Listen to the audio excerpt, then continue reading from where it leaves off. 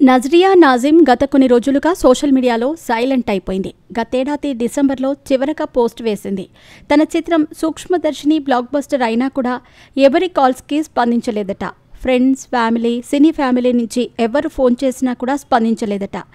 ఎవ్వరికీ అందుబాటులో లేకుండా పోయిందట. ఈ విషయాలన్నీ చెబుతూ అందరికీ సారీ చెప్పింది నజ్రియా. అందరినీ క్షమించమని కోరుతూ ఓ ప్రెస్ నోట్ రిలీజ్ చేసింది.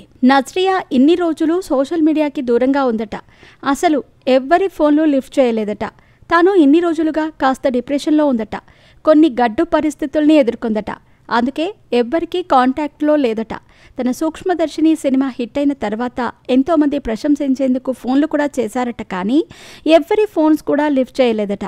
దీంతో అందరికీ సారీ చెబుతూ నజ్రియా పోస్ట్ చేసింది. ఫ్యామిలీ, ఫ్రెండ్స్, ఫాలోవర్స్, అభిమానులకు సారీ అంటూ నజ్రియా వేసిన పోస్ట్ అందరినీ కదిలిస్తోంది.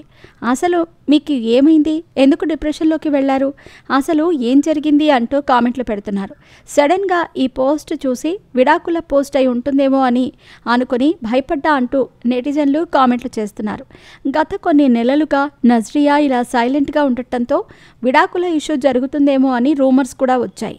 నజ్రియా 30వ బర్త్డే వేడుకల్ని, న్యూ ఇయర్ సెలబ్రేషన్స్ ఇలా అన్నింటినీ మిస్ చేశానని సారీ అంటూ అందరికీ చెప్పింది నజ్రియా. ఎవరితోనూ కాంటాక్ట్లో లేకపోవటం, ఎవ్వరికీ రియాక్ట్ అవ్వకపోవటం తాను చాలా రిగ్రెట్ ఫీల్ అయ్యానని నజ్రియా తన ప్రెస్ నోట్లో తెలిపింది.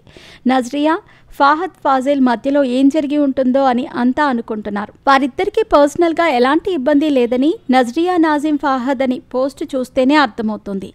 బెంగళూరు డేస్ సినిమాతో సౌత్ మొత్తంలో నజ్రియా గురించి టాక్ నడిచింది.